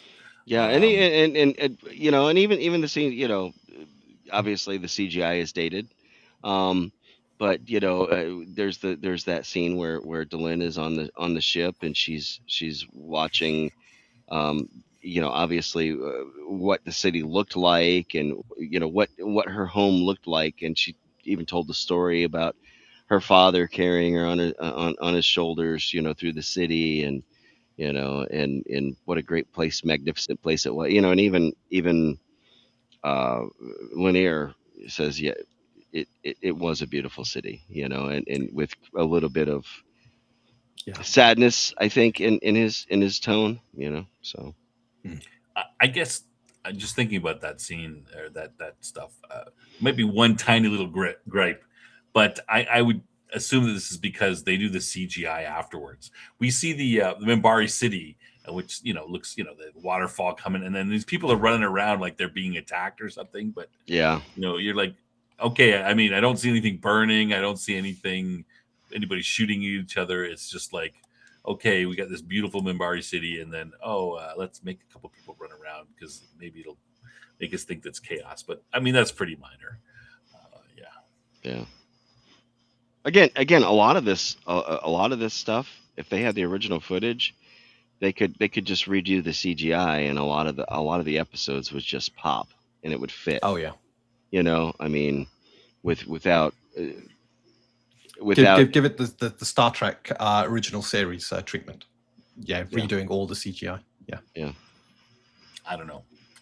I like the cheesy planets. I've they were all painted. Well, I mean, in this case too, we know that scene in Sheridan's office, that where he's got that window in his office is actually a painting. Yeah. So. Yeah, Keith, I got my towel. Okay. Final thoughts. Is it towel day? Final thoughts on the episode, Jeff. Overall, it was a great episode. I really enjoyed it.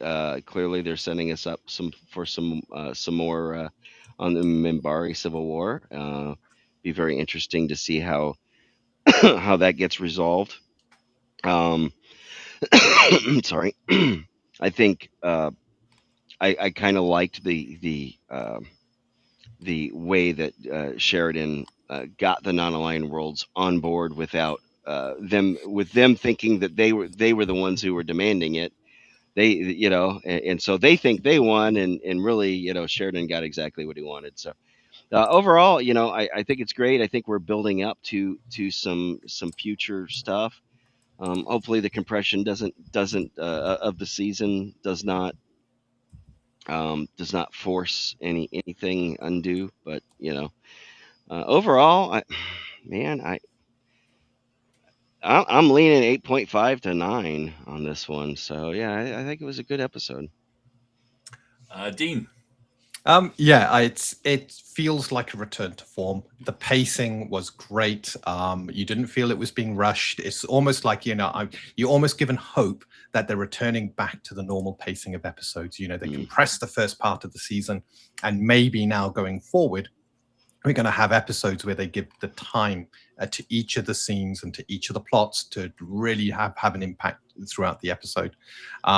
So yeah, it's one of, I wouldn't say it's my favorite of the season, but it's a great episode of the season. And it's one that I really enjoyed watching. I wasn't cringing through it or having flashbacks of, horror when I first watched it. And for me, I'm like Jeff. I was thinking 8.5, maybe 9. It's around about that score. It's a great episode, good humor, some of the great sort of acting back, and it made me feel I was watching Babylon 5 again. It was a Good good balance. Good balance between the it humor was. and the seriousness. A lot of the episodes we've had before have been, and for good reason, very serious. Yeah. And you've got the captain who doesn't break. He doesn't have humor whilst we had Lorian with him and stuff like this. And it's great to see that breakfast scene reminded me of some of the breakfast scenes we've had in previous episodes, which are just packed full of that humor. Very lighthearted and just to kind of make you relaxed as you watch the episode. Even the doctor didn't bother me in this episode. Well, he appeared once and I think had 2 lines. So. Yeah. I mean, I thought he did great. He did. And Yeah. he's my least favorite character on the show. Yes. Cam.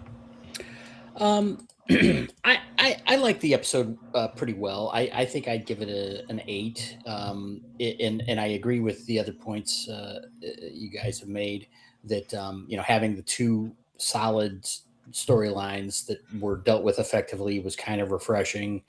And there were some of the characterizations that were good. I liked seeing Londo back, even though he doesn't really have a particular storyline going. I like getting back in the mix. Of course, missed Jakar in this one. Yes, but not bad. But again, this is kind of a transitional episode. Still, it's not it's moving towards something which is good. So yeah, solid episode.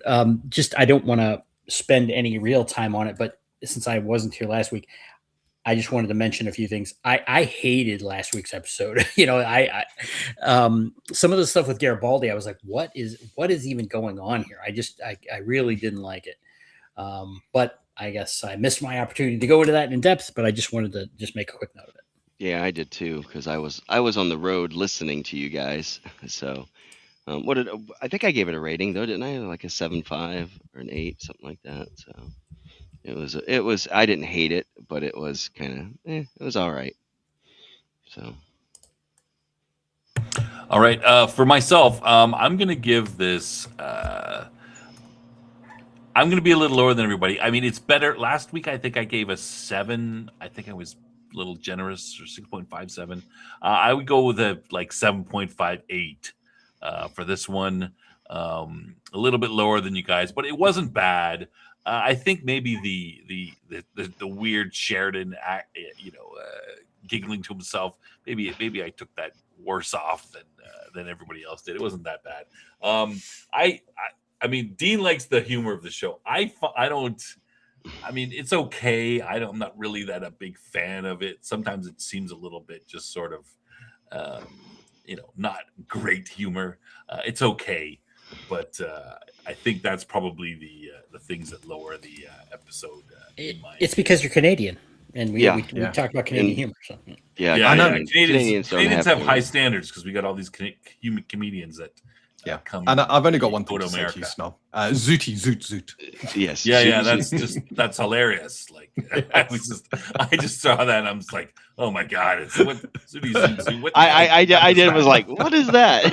Yeah, I'm like, oh, that's gotta be. I know. Oh, you'll see. I knew if you'll see. You'll find out. Oh, will we find out?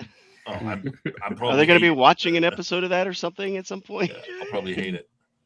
Well, other man, welcome. Right. Good to see you. I hope you're feeling all right. Feeling better. Okay, from your migraine. So I give a little slightly lower, but I don't disagree. There's some good scenes. There's some good acting. The plot is good overall and not unreasonable. Like we mentioned with the League of Non-Aligned Worlds, everyone's acting in a fairly reasonable manner. And we have the little tie-in at the end where we're not sure if is Naroon, betraying Delin or not, or do they have some sort of plan going forward? We're not sure. We're going to find out. And good to see Naroon again. I like that actor. I like the character and the actor. He's good. So a 7.58 or so. Okay, great. All right. What's next? His Bastion head though. Did you catch that with the skull cap when it was bashed in? It looked like it was dented pretty good there when it was bloodied. I was like, he's got a glancing blow. It's his glancing blow. It was misshapen. Now later on, it's just like a bruise. But I wondered if that was a setup by Naroon to try to, once when I saw that he was betrayed, we didn't. I shouldn't bring this up because we're trying to end the show. But when I first saw that, and then in the end, I see Nurun betraying. We're not sure if he's betraying, but if he is betraying, I wonder if that is a setup to try to get, to trick Delin into thinking, hey, something's up. Keep her on there, on her back foot, or unaware of that he's betraying her. But anyway, sorry, I shouldn't bring that up because we're trying to end it off. All right, let's go to trivia for next week. Next week's trivia, everyone. Here we go. The questions that you love to. Yeah, we'll answer them next week. Tune in next week to find out. What comedy duo is Londo not a fan of? We kind of mentioned that already. What does Ivanova check to make sure Sheridan is not crazy? What sector did nothing happen in? And what does Sheridan exclaim after meeting with the League of Non-Aligned Worlds after he successfully gets them to do what he wants? Yes. He exclaims something. What is that? It's pretty easy. And what part of Lanier is removed? Poor guy. I mentioned that. Poor bastard. He's getting everything removed. Lenny's taking a beating, man, in this show. I feel sorry for him. Thanks, Weatherman. The Weatherman drops a gift. Appreciate it. Helps out with the show. Always do that, and it'll be put back into the show. Thanks. Appreciate it. What else did I miss? Okay. What's going on, Dean, on your channel? We've had an bonanza of indie game spotlights, which are doing well, and we're moving to a live stream of them rather than pre-recorded. So tomorrow for you, today for me, we're having another live stream. I forget who it is, but we're doing another spotlight. So that's going to be fantastic. Going into next week, it's just more spotlights. There's so many great indie games out there, and we love shining a spotlight on all of them. And I don't know if you saw the one we did on Monday, which I think was Altair, and their Sovereign Games, I think there is their system. And they were great. 3 wonderful people creating a real passion project. And I think we agreed. The only good thing to come out of really the lockdowns and COVID was it gave people a lot of time to be extra creative and start a lot of these projects. So yes, we're just continuing. Have a look at us. You can follow us on X if you want to see when these are coming out. We're kind of beginning to settle, so we will have an updated screen here. We're beginning to settle on when things are going to happen, so we have a more regular schedule. But Destiny's Dispatch next week, so that's Tuesday, is all about DM fatigue and how we're combating it within Untold Destiny. Yeah. All right. Jeff. Well, the Bad News Bards is back live this Sunday. Presuming that everything is good for everybody. I'm planning on being back. Well, I believe we're going to have a guest. I need to confirm with him about that. And maybe we'll talk about that and talk about some other stuff. I apparently I have a hater on who? Somebody hates the way I play Hyperborea, so I know I've made it because I now have a hater. And that's on the Monday stream, but and then we still have Jason Bay coming up as well in a couple of weeks. Codex Menstorum is currently out from Troll Lord Games. It's Backer Kit is out now. So he actually did work on that, and I think it'll end a couple days after he's on. So hopefully, looking forward to that. I'm already in, of course, because that's my advice. But any rate, if anybody missed the show last Sunday, it was a recorded video rebroadcast of one that we had done back in October of 2025, so October of last year, and that was talking about the Portal to Adventure, Arduin's Portal to Adventure, and we've got a lot of views on it too, so that's good. So like and subscribe to everybody. All right. And also, we've got Outpost Nerd is an affiliate with us. He's on the show sometimes. And go check him out. I'm not sure what he's been doing lately. Go check out his channel. He did a couple of Lego builds a while back, and like last week. I'm not sure what he's doing this week, but go check out, see that. And of course, Dean's replacement. Sometimes they take turns. Madman has his show right now. He is it's on a little bit of a hiatus. He's starting up back in September next week, or I'm not sure if it's this. I think it's the 8th. He wants to come. Is he? He's probably going to say, "Bring me on, bring me on." I knew that was coming. All right, all right. We'll bring him in. There we go. You know, Jeff can't roll. Oh, I'm sorry. Yes, hi. Yes, we are returning back on the 8th, right after Labor Day. Madman with the show, Madman Cafe. We got the merch shop all running out this week. Columbia House video shutting down. The PBS 50 terabyte missing situation. The box office with Snob on Tuesday, 4 p.m. on there next week. A lot coming. Do subscribe to all these affiliate channels and all, on there, especially, mine as well. And what everything is coming out. Very important. Like, subscribe, share, super chats, memberships, everything. Let's get these guys rolling, ladies and gentlemen. Yeah, we gotta hit some numbers. We need everybody to subscribe because we've got to hit. YouTube is changing the algorithm up again, and they're increasing the requirements for monetization and stuff like that starting very soon. So, and a lot more other things also too. Yeah. And don't forget out Jason's channel, Live from the Bunker. He's often on the show here, making his comments. He's another Virgin Babylon 5 watcher like me and Jeff. Mhm. And he's got his show most weekdays at 1 p.m. Eastern, I think it is. Yeah. He talks about normal sort of pop culture, sci-fi, fantasy, horror stuff, what's in the news, etc. And he has guests on there as well, some interesting guests. So go check them out as well. What's coming up? Oh, for us, I have an idea for the show. So next week we've got episode 15. What episode 14 is coming up? 14. Moment of transition. Oh.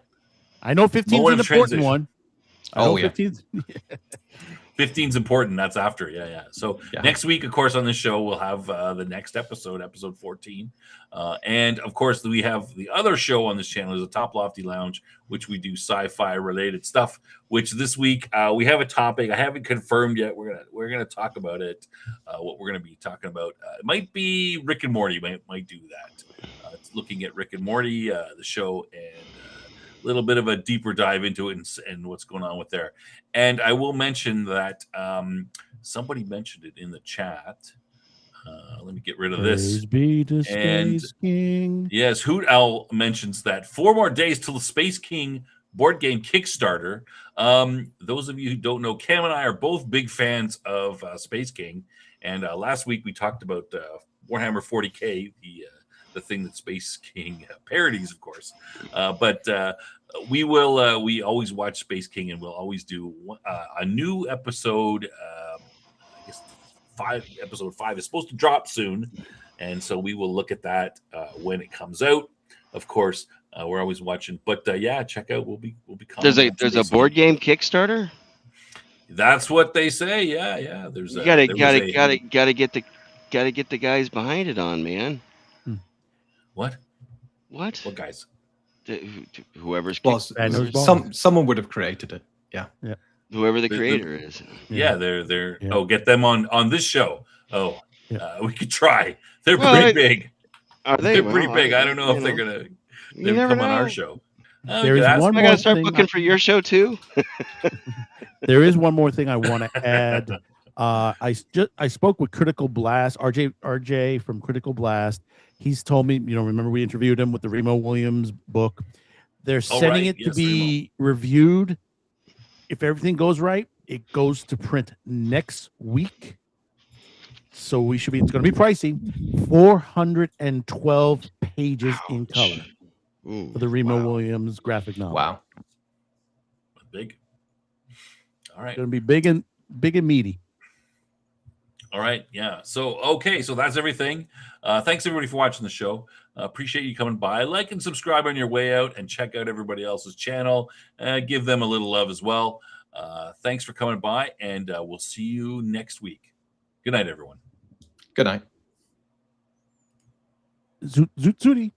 zoot, zoot, zooty. Good night.